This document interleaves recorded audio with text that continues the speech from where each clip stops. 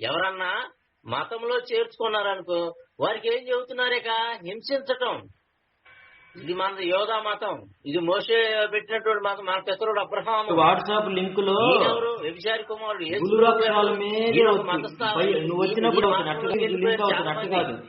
ఇందులోకి మనం చంపాలి, కొట్టాలి, హింసించాలి అనేటటువంటి బోధించిస్తున్నారు. చేరిన వారికి వీళ్ళే నరకపాత్రులు అవుతున్నారు, మతంలో ఉండే నరకపాత్రులు అవుతున్నారు. కానీ వీరిలోనికి మతంలో ఏం చేస్తున్నారంటే చేస్తున్నారు, భయంకరంగా క్రూరంగా మారుస్తున్నారు అన్నమాట.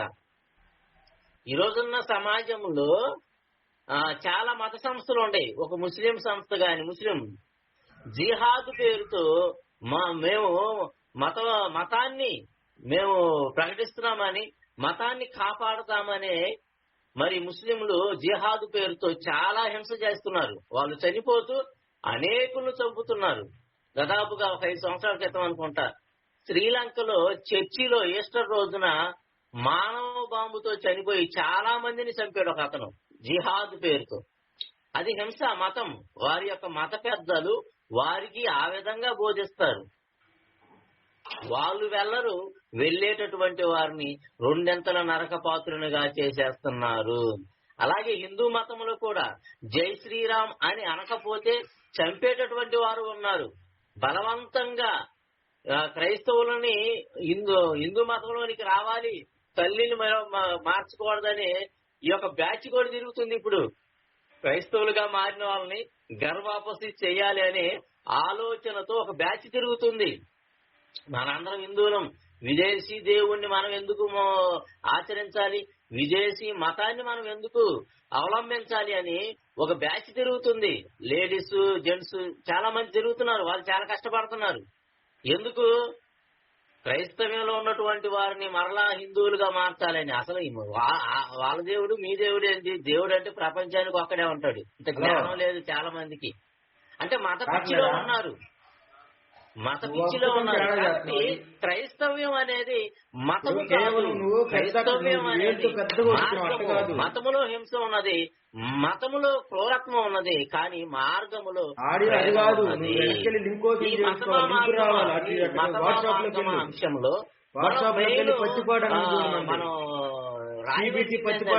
మెయిన్ పౌలు గారి యొక్క జీవితం గుర్తుపెట్టుకోవాలి. 23:13 మత్తయి సువార్త 23:13, 14, 15 వచ్చినారు. అందులో ఏమంటున్నాడు? మీరు పరలోకానికి వెళ్ళరు, వెళ్లే వాళ్ళని వెళ్ళలేవరు. మీ మతములో కలుపుకొనుటకు మీరు భూమిని సముద్రాన్ని తిప్పి వస్తారు, అంటే కష్టపడతారు. అతడు మీ మతములో చేరిన తర్వాత అతన్ని 2 నరకపాత్రునిగా చేస్తారు. అటువంటి క్యారెక్టర్ కలిగినటువంటి ఈ యొక్క యోధా మతంలో ఉన్నటువంటి వారికి ఒక వ్యక్తి దొరికాడు, ఒక యవనస్తుడు దొరికాడు. ఎవరంటే అతను పౌలు గారు. మరి అతడు మతములో చేరిన తర్వాత వాళ్ళు అతనికేం బోధించారో చూద్దాం. వాళ్ళు అతనికేం బోధించారంటే 22 అపోస్తుల కార్యములు 22 అధ్యాయము 3. ఈ రెఫరెన్స్ కూడా బాగా గుర్తుపెట్టుకోవచ్చు మనం. ఇందాకేం చెప్పాను? 23:13 మత్తయి సువార్త 23:13 చివరి 3, 1 తర్వాత 3.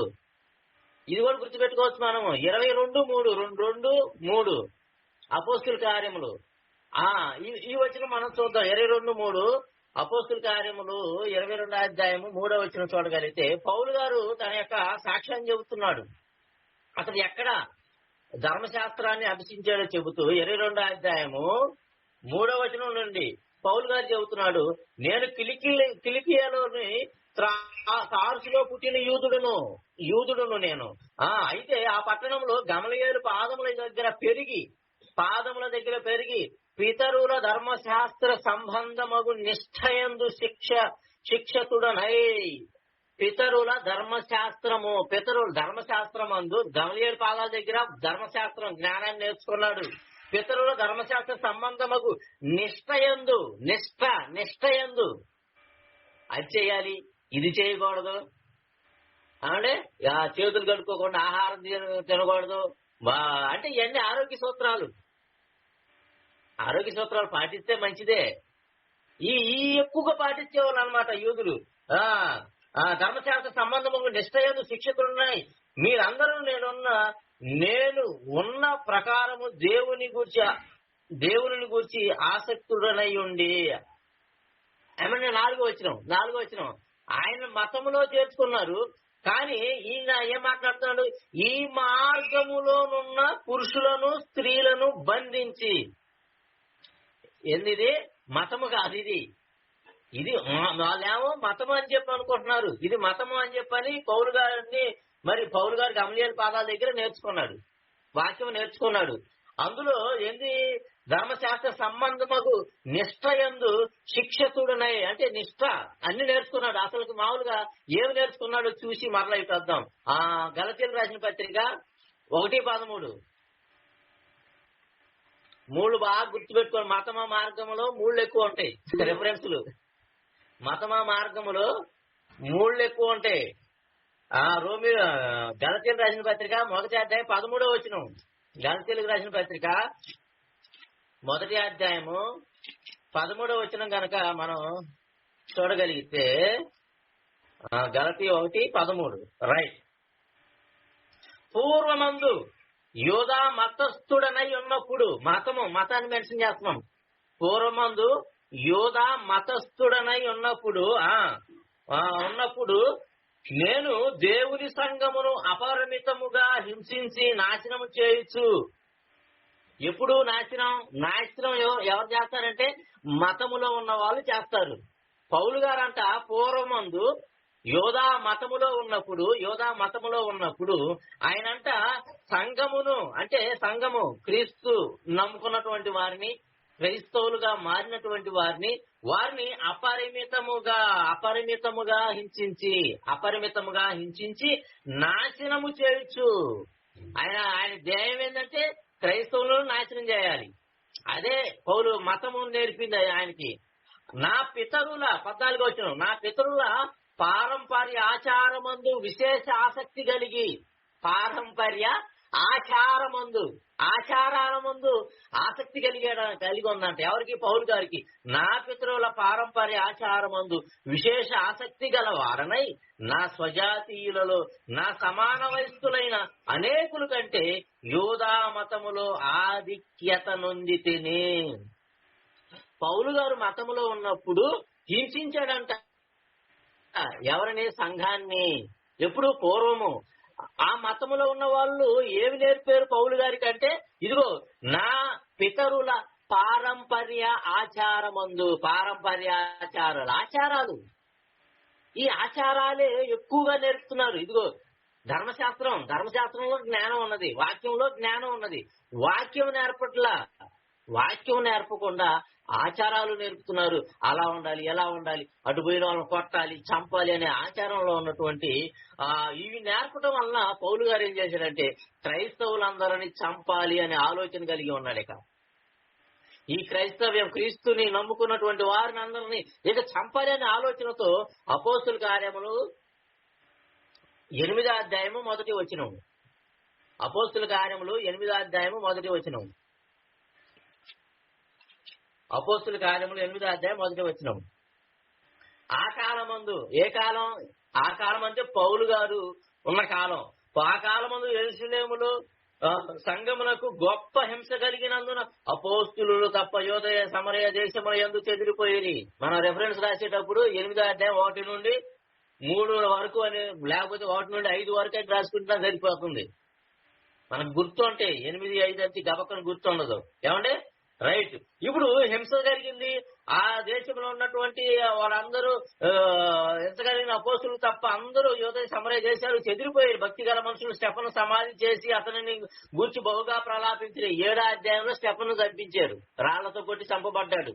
ఆయన మరణానికి పౌలు గారు సమ్మతించాడు. పౌలు గారు చంపించాడు. ఎప్పుడు? మతములో ఉన్నప్పుడు. చాలా జాగ్రత్తగా పౌలు గారి యొక్క జీవితాన్ని మనం రాయాలి. మతంలో ఉన్నప్పుడు ఎలా ఉన్నాడు? మతంలో చంపటం ఉంది, మతంలో కొట్టడం ఉన్నది, మతంలో హింసించడం ఉన్నది, మతంలో జైల్లో పడవేయటం ఉన్నది. రైట్. ఇప్పుడు సంఘము గొప్ప హింస జరిగింది, అందరూ చెదిరిపోయారు. 4వ వచనం. 3వ వచనం. అయితే సౌలు ఇంటింటా జొచ్చి, పౌలంట ఇంటిలోకి వస్తున్నాడంట. ఇంటింటా జొచ్చి పురుషులను స్త్రీలను ఈడ్చుకొని పోయి చెరసాలలో వేయించి సంఘమును పాడు చేయుచుండెను. పౌలు ఏం చేస్తున్నాడు? చెరసాలలో వేయించి సంఘాన్ని పాడు చేస్తున్నాడంట. ఎలా? ఇంటింటికి వచ్చి పురుషులను స్త్రీలను. సహజంగా మనకు కొన్ని చట్టాలు ఉన్నాయి, స్త్రీల మీద పురుషులు అరెస్ట్ చేయడానికి లేదు రూలు. స్త్రీలను అరెస్ట్ చేయడానికి స్త్రీలే రావాలి. కానీ పౌలు గారు ఎలా ఉన్నాడంటే ఇంటింటికి వెళ్ళటం, ఇంట్లో వాళ్ళని కొట్టడం, ప్రార్థన చేసుకునే వాళ్ళని కొట్టడం, కొట్టి ఈడ్చుకొని వచ్చి వాళ్ళని ఈడ్చుకొని పోయి, ఈ మాట అన్నాను లైన్ చేయండి, ఈడ్చుకొని పోయి చెరసాలలో వేయించి, అంటే జైల్లో వేయించి సంఘము పాడు చేయుచుండెను. జైల్లో పడేస్తున్నాడు, సంఘాన్ని పాడు చేస్తున్నాడు. రైట్. అలాగే 9వ వచనం, 9వ అధ్యాయం, అపోస్తుల కార్యములు 9వ అధ్యాయం 1వ వచనం. అపోస్తుల కార్యములు 9వ అధ్యాయం 1వ వచనం. పౌలు మతంలో ఉన్నప్పుడు ఎలా ఉన్నాడో చూస్తున్నాం మనం. ఇప్పుడు ఏం చేస్తున్నాడు? మతంలో ఉన్నప్పుడు కొడుతున్నాడు, ఇంటింట్లోకి వస్తున్నాడు. ఏంది? పురుషులను స్త్రీలను ఈడ్చుకొని పోయి చెరసాల్లో పడవేస్తున్నాడు. మతములో ఉన్నాడు. పౌలు గారి యొక్క క్యారెక్టర్ పూర్వము ఆయన పితరుల పారంపర్య ఆచారమందు ఆసక్తి గలవాడై ఉన్నప్పుడు. రైట్. ఇప్పుడు 9వ అధ్యాయము 2వ వచనం, మొదటి వచనం 2వ వచనం 2 చదువుకుందాం. సౌలు ఇంకను ప్రభు యొక్క శిష్యులను బెదిరించుటను హత్య చేయుటను తనకు ప్రాణాధారమైనట్టుగా ప్రధాన యాజకుని వద్దకు వెళ్లి, ఈయన ప్రాణాధారం అయిపోయింది అనమాట. ఏంటి? ప్రభు యొక్క శిష్యులను హత్య చేయటము, ప్రభు యొక్క శిష్యులను బెదిరించుటయు ప్రాణాధారం అయిపోయిందంట. అంటే ప్రాణాధారం అంటే సహజంగా చదువుకునే పిల్లలు ఉన్నారనుకోండి, అరే నువ్వేమవ్వాలని అనుకుంటున్నావు అన్నావు అనుకో, నేను డాక్టర్ని అవ్వాలనుకుంటాడు. కొంతమంది ఏమో నేను ఇంజనీర్ అవ్వాలంటాడు. నువ్వేమవ్వాలనుకుంటే ఏమంటే, కొంతమంది ఏమో డాక్టర్ అంటారు, ఇంజనీర్ అంటారు, ఇలా మాట్లాడుతూ ఉంటారు. అదే పౌలు గారిని అడిగితే, అయ్యా నువ్వేమవ్వాలనుకుంటున్నా అంటే, నేను క్రైస్తవుల్ని చంపాలనుకుంటున్నాను అంటాడు. నేను క్రైస్తవులను చంపాలి అనుకుంటున్నాను. ప్రాణాధారము, గోల్. పౌలు గారి యొక్క గోల్ ఏంటంటే క్రైస్తవులను చంపాలి. అదే ప్రాణాధారం అయిపోయింది.